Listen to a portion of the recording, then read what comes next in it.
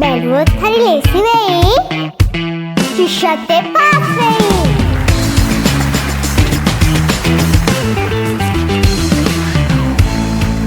ශිෂ්‍යත්ව විභාගෙත් එන්න ලං වෙනවා. තව තියෙන්නේ දවස් කීයද? මතකද?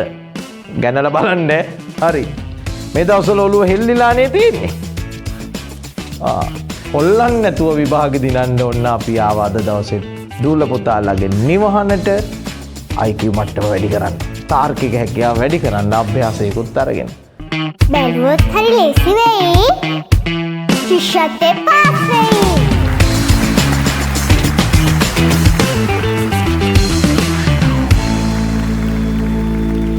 මුල් රූපයේ දැක්වෙන හැඩතලයේ සාදාගත හැක්කේ කුමන කොටුවේ හැඩතල එකතු කිරීමෙන්ද? තප්පර 5ක් දෙනවා. රෙඩි? සූදානම් වෙන්න.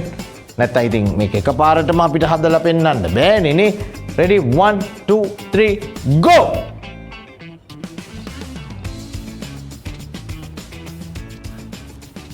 කාලය නිමා වෙනවා. එහෙනම් දැන් අපි යමු පිළිතුරු පරීක්ෂා කරලා බලන්න.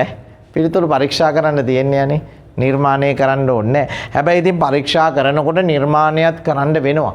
අපි කල්ලා බලමු. ඔන්න මං මේක පාට කරා පුතේ.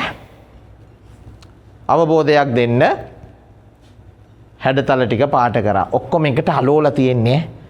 ඕ ඒ හින්දා වෙන වෙනම ගලවලා හදන්න බෑ. ඔය තියෙන ඒවා ඔය විදිහටම එකතු කරලා තමයි දීලා තියෙන මුල් හැඩය හදන්න වෙන්නේ. ඔගොල්ලෝ හැදුවද? කීයද? පළවෙනි කොටුවෙන්ද දෙවෙනි කොටුවෙන්ද තුන්වෙනි කොටුවෙන්ද? පළවෙනි කොටුවෙන් හදපු අය අත උස්සන්න. දෙවෙනි කොටුවෙන් තුන්වෙනි කොටුවෙන් එහෙනම් මං හදලා පෙන්නන්නද? හරි. ඔන්න මං හදන්න යන්නේ හරි. බලන්න. මට නම් ඉතින් බැලුව බැල්මට පේනවානේ. ඕගොල්ලන්ට පේන්නේ නැද්ද? මතක තියාගන්න. ප්‍රශ්නය නිර්මාණය කරපු කෙනා හිතපු විදිහටම ඔබ හිතන්න පුරුදු වුණොත් ඔබට කිසි විදිහකින් වරදින්නේ නැහැ. ඒ ශක්්‍යතාවය ඇති කරන්න තමයි අපි මේ වගේ කඩිනම් තාර්කික හැකියාව වර්ධනය කරන වැඩසටහනක් ක්‍රියාත්මක කරේ. හරි. එහෙනම් මං හදලා බලන්නද? එක ගන්න පුළුවන්ද? බෑ. බෑ අනේ මට නම් එකෙන් බෑ. දෙකත් බලමු. බෑ. තුනෙන් පුළුවන් වගේ. හදලා පෙන්නන්නද? හැබැයි ওই විදිහටම නෙමෙයි පොඩ්ඩක් වෙනස් කරන්න වෙනවා. මේ බලන්න. මං ඉස්සෙල්ලාම තුනේ පුතේ ගන්න ඔන්න ඔය L අකුරේ හැඩය. ඒක අරගෙන පුතේ මේකට මම මෙන්න මේ විදිහට හරෝගෙන ඔන්න සම්බන්ධ කරනවා. හරිනේ. ඒ කියන්නේ තියෙන විදිහටම බෑ පුතේ. අපිට ඕන විදිහට හරෝලා හැඩතලයට ගැලපෙන විදිහට සකස් කරන්න ඕනේ. ඊළඟට මොකද්ද බලන්න ගන්නෙ මම? ඔන්න කහ පාට හැඩතලයේ ගත්තා. කොටු පහක් නේ. ඒකත් හරෝ ගන්න වෙනවා. නැත්තම් බෑ මේ. ඕවා ඔය විදිහට දකින්න ඕනේ පුතේ. ඊළඟ එක බලන්න. දැන් නම් ඕගොල්ලෝ දන්නවා. මේක හරවන්නේ වම් අත පැත්තටද දකුණු අත පැත්තටද? මොකක්? වම් අතටද දකුණු අත පැත්තටද හරවගන්නේ? ඔහොමම හදන්න බෑනේ යන්නේ. ඔහොමම සම්බන්ධ කරන්න ඉඩක් නැහැ. හරිනේ. ඒ කියන්නේ මොන පැත්තටද හැරෙව්වේ? මේ දකුණු අත පැත්තටද?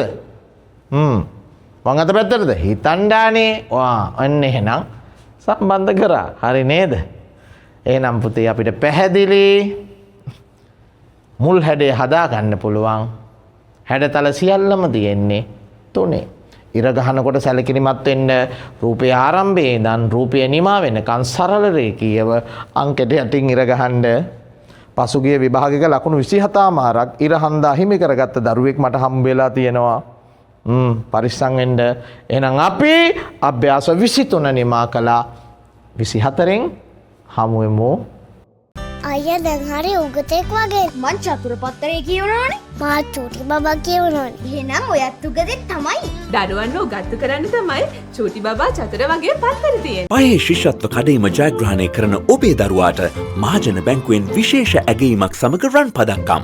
ශිෂ්‍යත්ව විභාගය පැවැත්වෙන දිනට සිසුදාන ගිණුමේ අවම ශේෂය රුපියල් 5000ක් හෝ පවතින ශේෂය රුපියල් 5000ක් දක්වා වර්ධනය කරගන්නා හෝ ප්‍රතිඵල නිකුත් වී මාස 3ක් ඇතුළත ගිණුමක් විවෘත කරන ශිෂ්‍යත්ව සමුතුන් වෙනුවෙන්මයි. ඔබේ දරුවා දිරිමත් කරන්නටත් අනාගතය සුරකින්නටත් අදම මහජන බැංකුවේ සිසුදාන ගිණුමක් අරඹන්න.